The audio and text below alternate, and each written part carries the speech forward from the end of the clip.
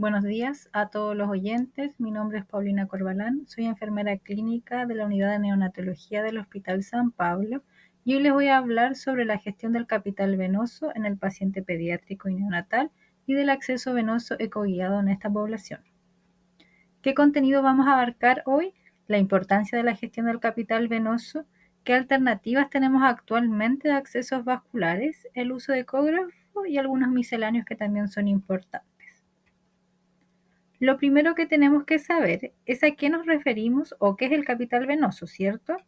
El capital venoso se refiere al conjunto de venas que tenemos disponibles en un paciente y que podemos utilizarlas o son potencialmente utilizables para procedimientos ya sea diagnósticos o terapéuticos, como la administración de medicamentos, la extracción de sangre.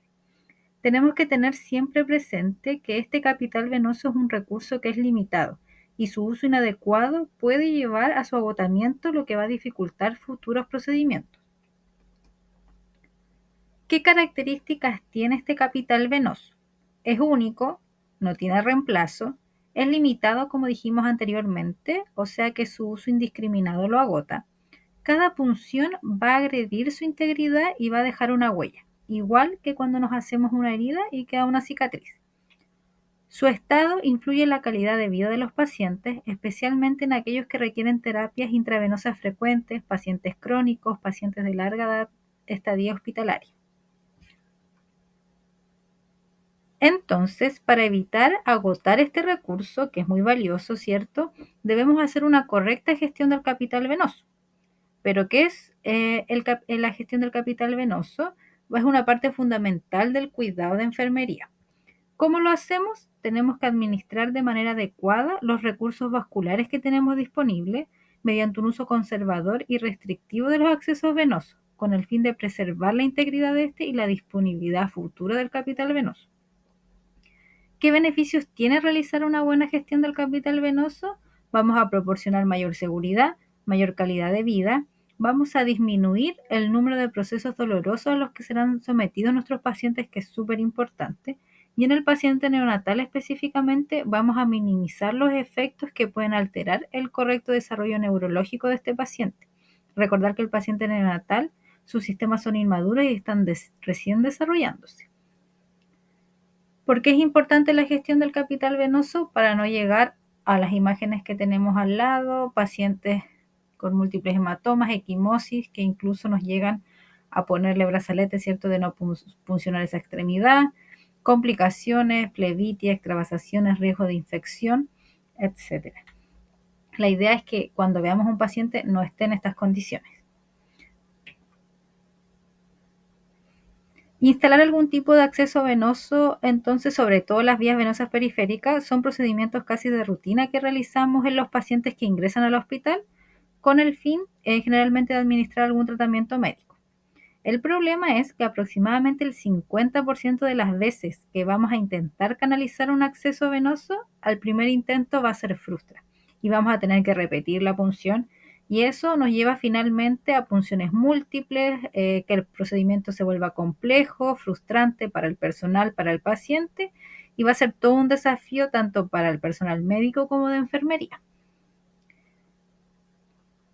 Se estima que la mitad de los niños que ingresan al hospital, sobre todo menores de 3 años, presentan un acceso venoso difícil, ya sea debido a factores intrínsecos o extrínsecos, como los vamos a ver más adelante, y en promedio los niños van a recibir 2 punciones, mientras que un niño catalogados como pacientes DIVA pueden recibir hasta 9 punciones, ¿ya?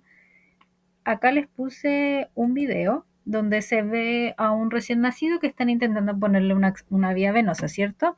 Podemos ver que ya ha sido pinchado porque tiene ahí sus parchecitos con el algodón y tenemos que tener ciertas consideraciones en este paciente. Por ejemplo, la contención. Lo ideal es que sea un procedimiento que sea con un ayudante que lo pueda contener. Ayudar también en el manejo del dolor no farmacológico en primera instancia, facilitar la succión no nutritiva, aportar algún tipo de dextrosa, generalmente se usa algunas gotitas de dextrosa al 30 antes de la punción. La termorregulación, súper importante, aquí vemos que el paciente está prácticamente desnudo, en un box que generalmente, sobre todo los de urgencia, son más fríos, no están calefaccionados y el paciente se nos va a enfriar. Si el paciente se nos enfría, lo más seguro es que no podamos canalizar exitosamente un acceso venoso. Entonces son cosas súper importantes que tenemos que considerar al momento de atender a un paciente de estas características. Es súper importante entonces que conozcamos la anatomía del recién nacido y el paciente pediátrico, la cual tiene ciertas características que lo hacen distinto al paciente adulto, como por ejemplo mayor fragilidad capilar, las venas son más cortas y de pequeño calibre, recorridos tortuosos, sobre todo en los pacientes crónicos que tienen múltiples hospitalizaciones, que han sido puncionados muchas veces, las venas poco palpables y de difícil visualización, sobre todo en pacientes que tienen obesidad, que están edematosos, que tienen algún tipo de malformación osteomuscular. Tendencia a la vasoconstricción, lo que hablábamos de la termorregulación, que es súper importante. El tejido subcutáneo es elástico, la piel delgada y vulnerable y tienen inestabilidad hemostática, sobre todo los recién nacidos.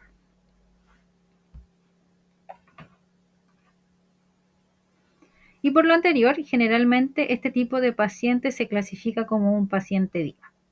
¿Pero qué es un paciente DIVA? ¿O qué significan estas siglas y por qué es importante tener esta consideración al momento de enfrentarse a un paciente pediátrico o neonatal?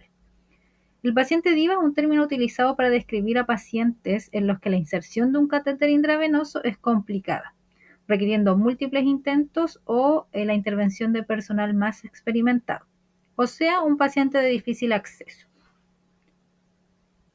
Esta escala va a definir un acceso venoso difícil cuando se producen dos o más fallos durante la canalización con métodos convencionales y por personal experimentado. Tiene distintas variables: si la vena es visible después del torniquete, si la vena es palpable después del torniquete, la edad y si hay antecedentes de prematurez.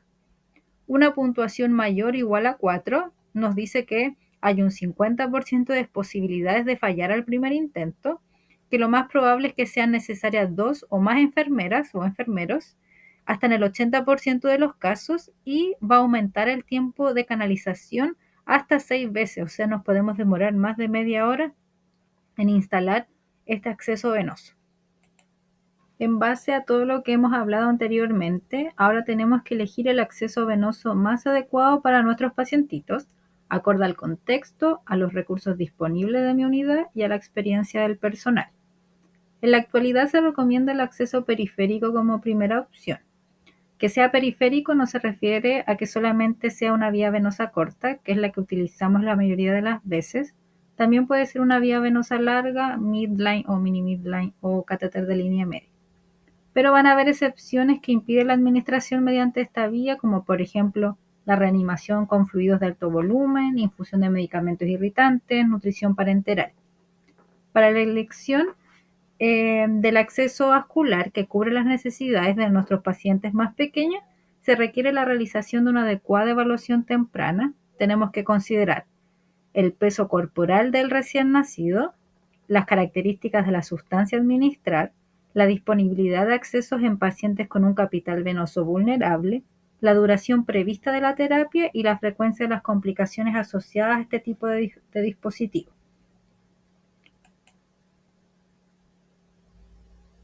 ¿Cómo elegir el adecuado entonces? Tenemos que seleccionar el dispositivo menos invasivo y con menor riesgo para la duración del tratamiento, y seleccionar el dispositivo con el menor número de lúmenes cuando sea posible. En aquellos casos en los que se necesita una administración de fármacos que sean incompatibles o de nutrición parenteral, se recomienda siempre elegir accesos multilúmenes para reducir la multipunción y preservar el capital venoso. En resumen, siempre tenemos que hacer una valoración proactiva de nuestros pacientes, considerando el tipo de sustancia a administrar, la duración de la terapia, el tipo de catéter y las características del paciente. Tenemos una amplia gama de dispositivos, no todos están disponibles en el hospital actualmente, pero la idea es que podamos ir obteniendo este tipo de accesos. Se pueden clasificar de distintas maneras, si son periféricos o centrales. En los periféricos tenemos la vía venosa corta, la que utilizamos mayormente, los midline, los mini midline.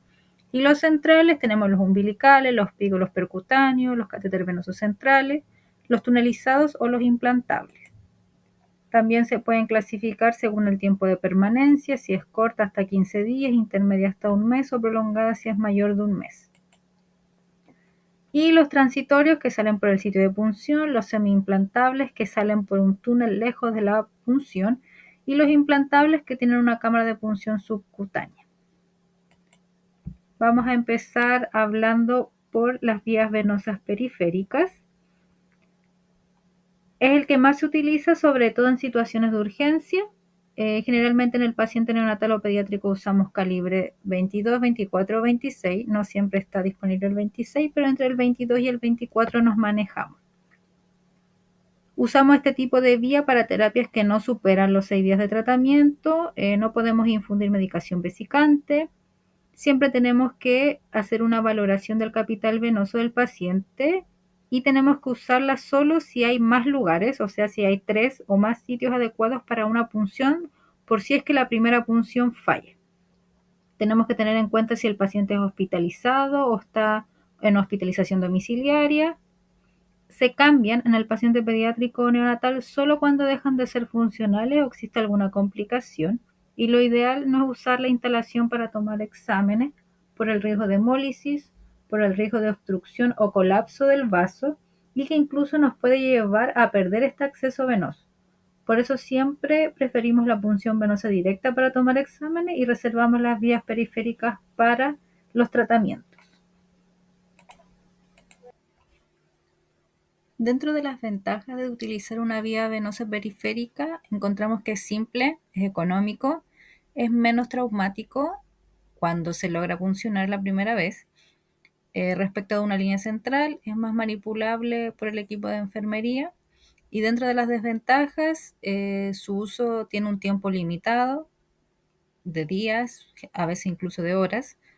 Se producen taponamientos frecuentes, hay más riesgo de infección, de extravasación, de flebitis y no es adecuado para administrar ciertos medicamentos. Y dentro de las desventajas, bueno, complicaciones frecuentes, tenemos las complicaciones mecánicas, que puede ser extravasación, trombosis o mal posicionamiento.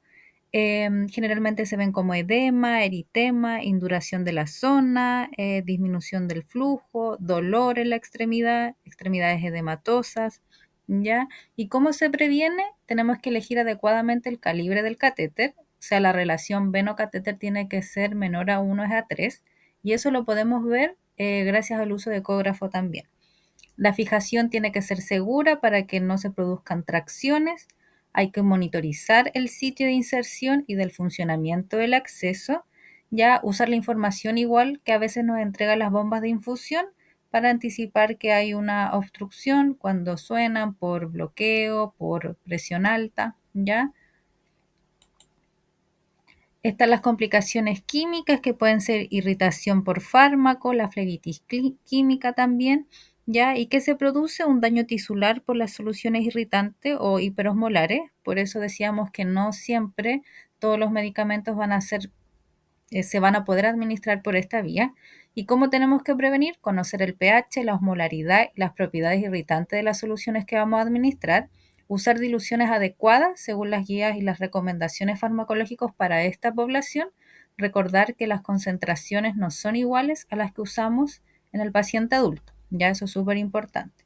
Y supervisar mientras se esté administrando la solución, sobre todo si están con infusiones continuas, ¿ya? Y las infecciosas, que pueden ser flebitis infecciosa, infección local o ya una bacteremia. ¿Cómo lo prevenimos? La higiene de manos, ¿cierto? Antes y después de manipular el acceso venoso, la limpieza de las puertas de infusión, evitar los accesos innecesarios y retirar estos accesos cuando ya no se estén usando, no dejarlos si por si acaso lo puedo usar en algún momento, hay que retirarlos. Y la inserción segura bajo condiciones de asepsia para evitar lo que hemos visto en estas imágenes, ¿cierto? Igual que las anteriores. La idea es no llegar, acá hay una necrosis, acá vemos como hay un aumento de volumen, hay un cambio igual en la perfusión de esta extremidad. Y estas complicaciones nos pueden llevar incluso a perder las extremidades. Así que hay que ser súper cuidadoso con lo que vamos a administrar. Tenemos que estar bien seguros de que el acceso quedó en una vena y no quedó por fuera.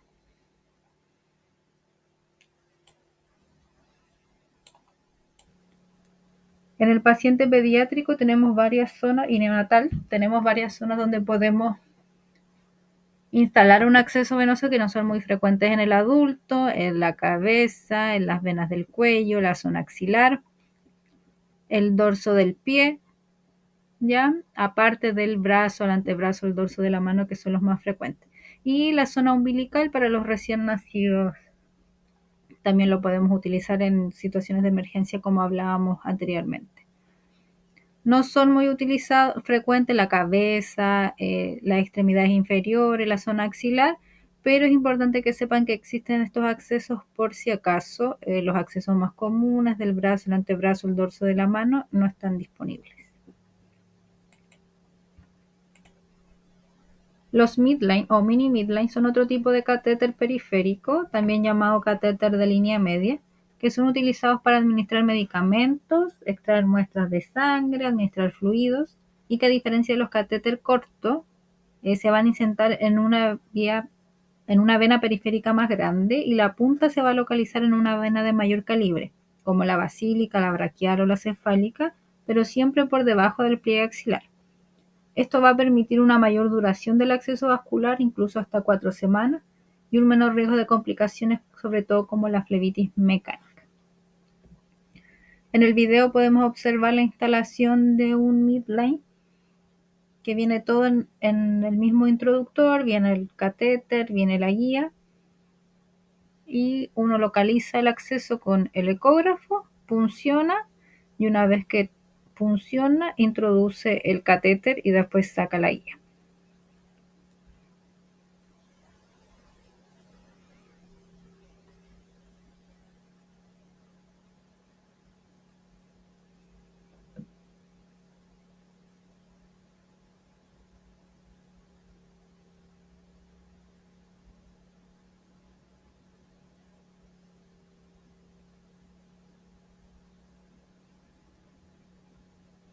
Y una vez que lo tenemos listo, instalamos el alargador.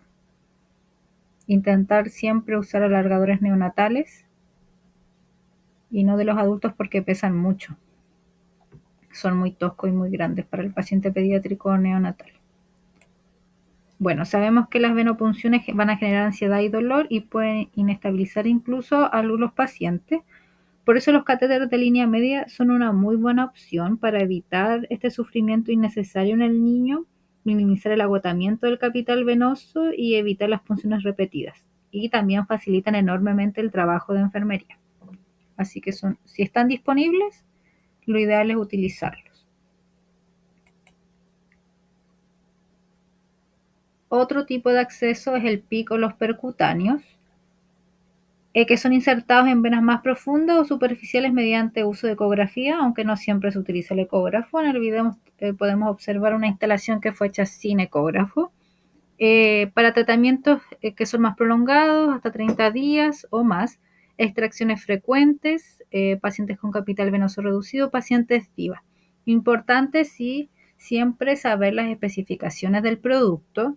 Hay catéteres de distintas generaciones, generalmente las más antiguas no permiten extracciones de sangre, no permiten administrar hemoderivados o medios de contraste, pero hay otros de tercera generación que sí permiten administrar hemoderivados, extraer muestras de sangre, incluso pasar medios de contraste. Así que siempre es importante primero familiarizarse con el tipo de producto que estamos utilizando y con las especificaciones técnicas. ¿Para qué lo usamos en los pacientes de pediatría? Para la administración de antibióticos con tratamientos prolongados, fluidos, analgesia prolongada, transfusión de hemoderivados, niños que requieren extracciones frecuentes o enfermedades metabólicas descompensadas. Otro tipo de catéter, el catéter venoso central, ¿cierto? Los catéteres umbilicales, que ya habíamos hablado un poquito. Las distintas características y los usos de estos catéteres, catéter periférico corto, el percutáneo, el central, el umbilical, el midline. Y su clasificación dependiendo de la duración de la terapia, ya sea si es un acceso periférico o un acceso central. Bueno, ahora vamos a ver un poquito de la punción venosa ecoguiada. Actualmente existen muchos estudios y guías que nos han demostrado la eficacia de la ecografía durante la canalización tanto venosa como arterial y se recomienda actualmente para todos los pacientes, pero en especial para los pacientes más pequeños, los pacientes DIVA. Se ha demostrado que la ecografía va a mejorar los resultados y va a reducir las complicaciones asociadas al procedimiento.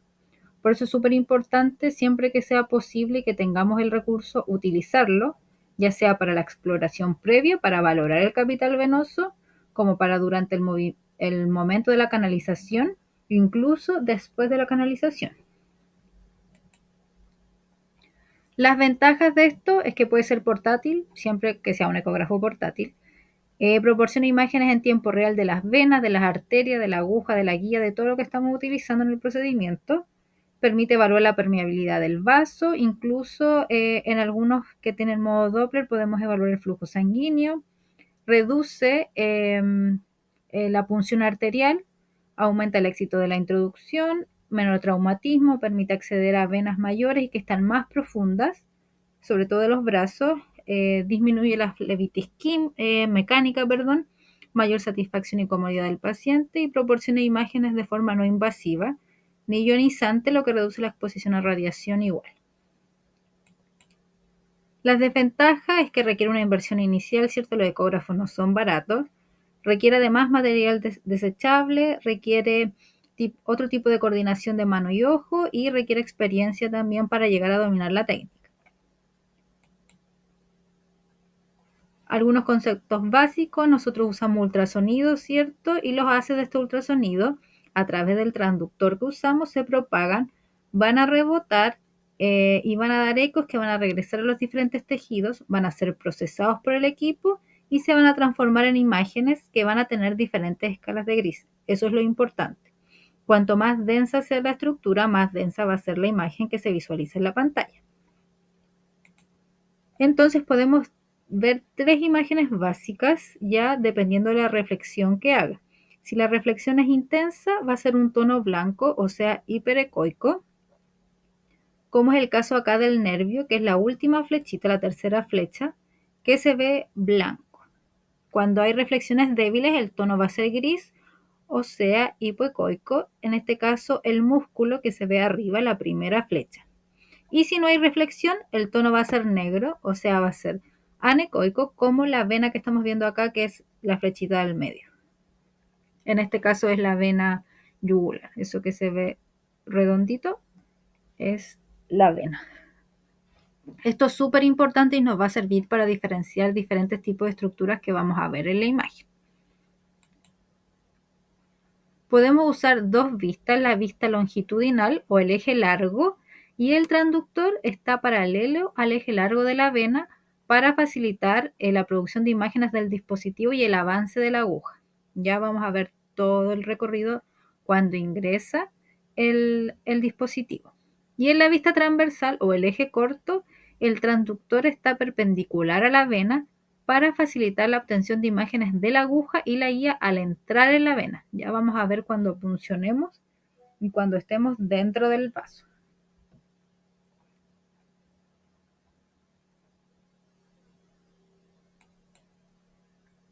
Siempre recordar que la izquierda del paciente es la izquierda de la pantalla, ¿ya?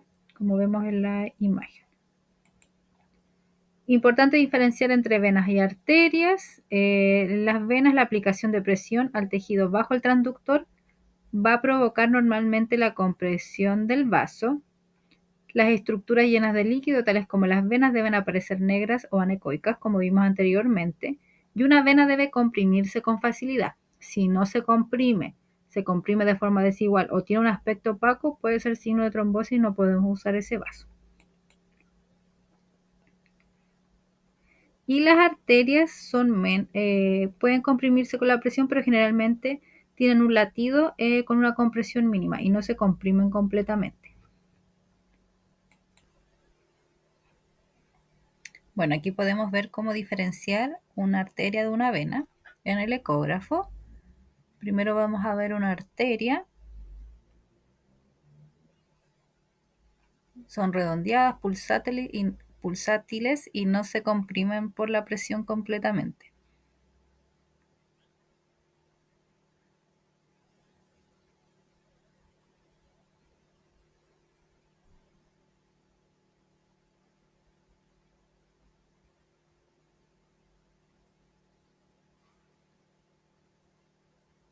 Y la vena, que es la que vamos a ver a continuación, se comprime con la presión, no son tan redonditas y no tienen latido.